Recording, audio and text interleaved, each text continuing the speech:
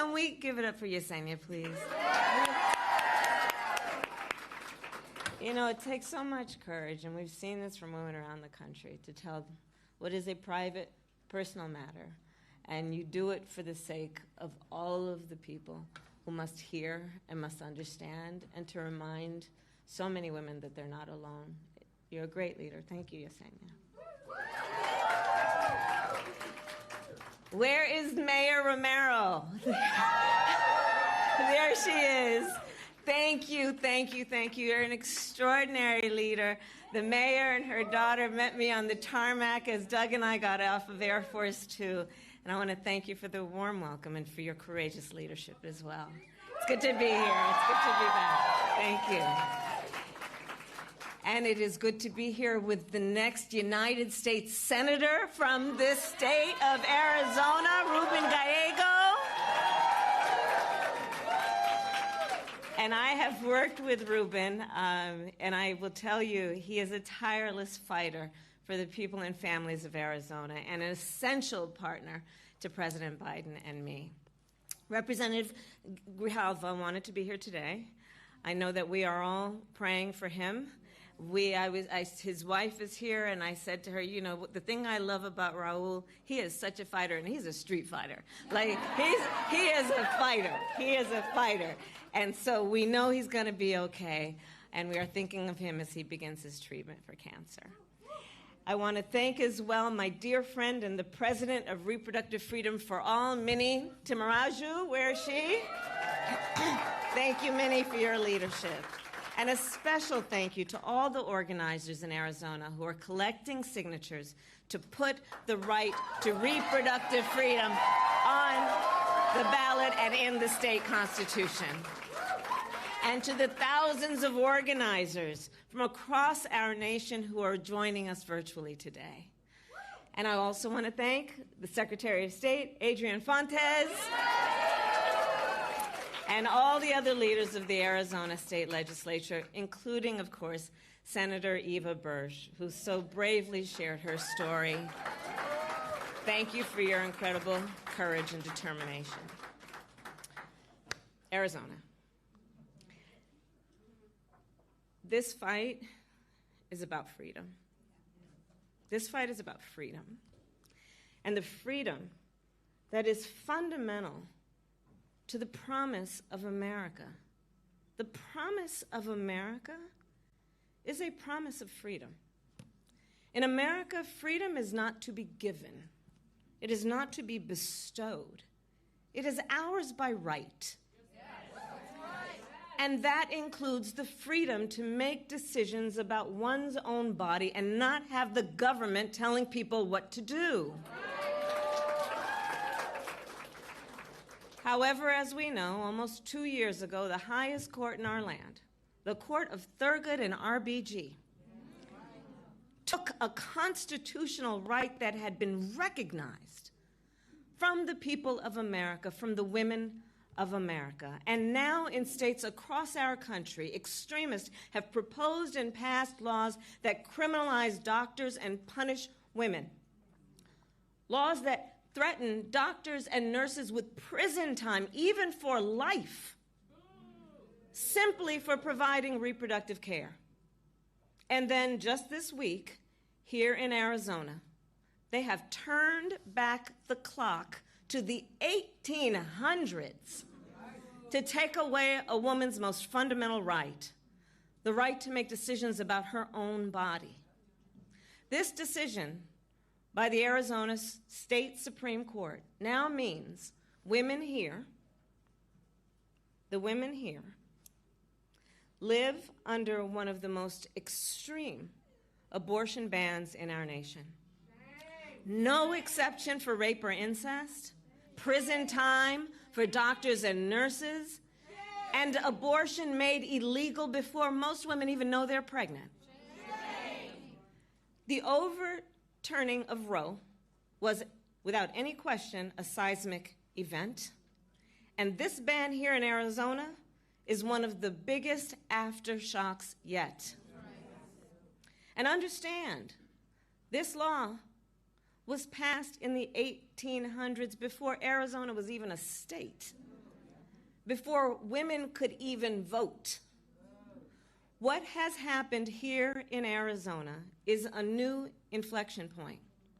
It has demonstrated once and for all that overturning Roe was just the opening act,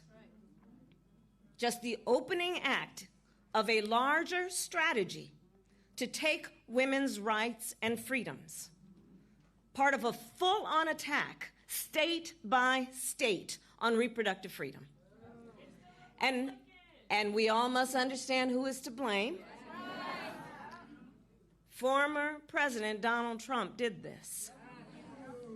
During his campaign in 2016, Donald Trump said women should be punished for seeking an abortion. Don't forget that. He said women should be punished. As President Donald Trump handpicked 3 members of the United States Supreme Court because he intended for them to overturn Roe, and as he intended, they did. And now, because of Donald Trump, more than 20 states in our nation have bans. Now, because of Donald Trump, 1 in 3 women of reproductive age in our country live in a state that has a Trump abortion ban. And let us understand the impact of these Trump abortion bans, the horrific reality that women face every single day now in our country. Because since Roe was overturned, we all know the stories, and I'll tell you, I have met women who were refused care during a miscarriage. I met a woman who went to the emergency room and was turned away repeatedly because the doctors were afraid they might be thrown in jail for helping her. And it was only when she developed sepsis that she received care.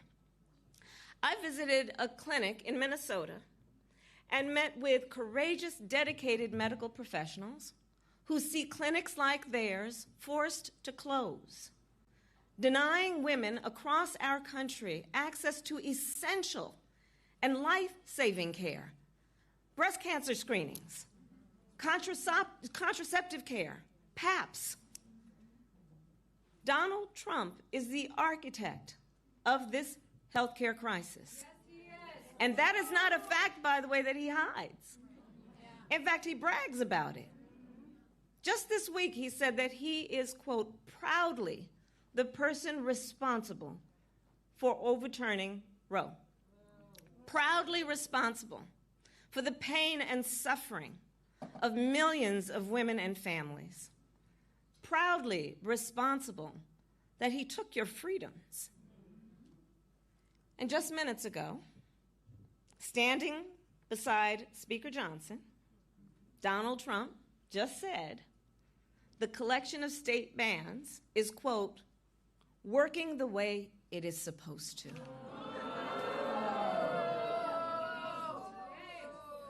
And as much harm as he has already caused, a second Trump term would be even worse.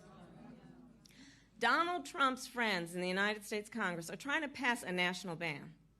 And understand, a national ban would outlaw abortion in every state, even states like New York and California. And now, Trump wants us to believe he will not sign a national ban. Enough with the gaslighting. Enough with the gaslighting. We all know if Donald Trump gets the chance, he will sign a national abortion ban. And how do we know? Just look at his record. Just look at the facts. Y'all know I'm a former prosecutor. Just look at the facts. Congress tried to pass a national abortion ban in 2017. And the then President Trump endorsed it and promised to sign it if it got on his desk. Well, the great Maya Angelou once said, when someone tells you who they are, believe them the first time. Donald Trump has told us who he is. And notice that Team Trump have an additional plan to attack reproductive freedom, a plan that they intend to implement on day one, even without Congress.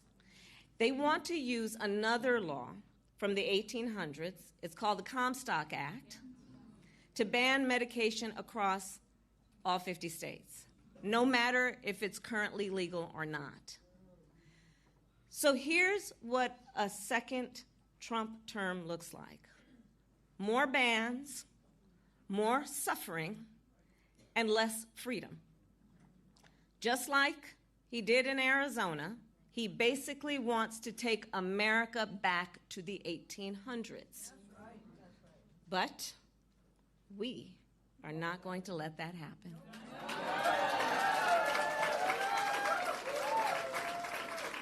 Because here's the deal. This is 2024, not the 1800s, and we're not going back. We are not going back.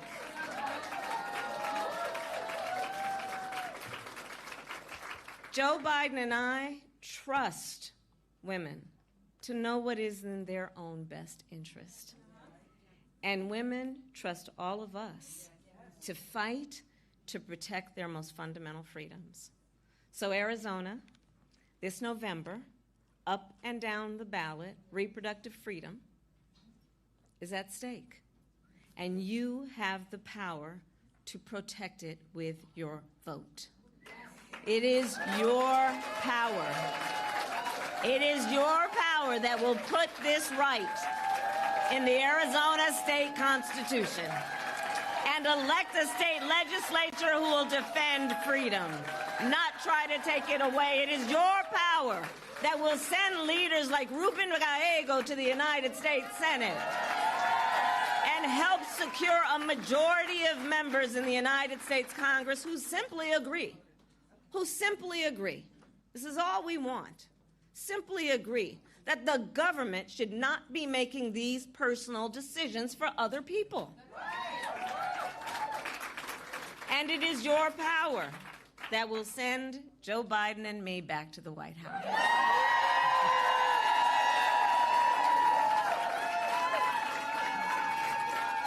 And when Congress passes a law that restores the reproductive freedoms of Roe, Joe Biden will sign it into law. So in conclusion, I say, it is going to take all of us to get there.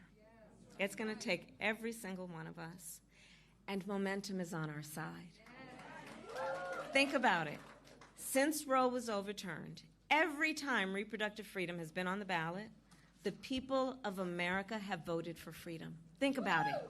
From Kansas to California to Kentucky, in Michigan, Montana, Vermont, and Ohio, the people of America have voted for freedom.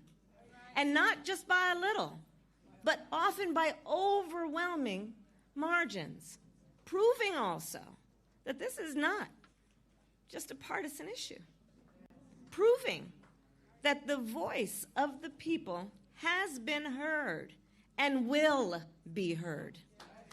So today I ask, Arizona, are you ready to make your voices heard? Do we trust women? Do we believe in reproductive freedom? Do we believe in the promise of America? And are we ready to fight for it? And when we fight, we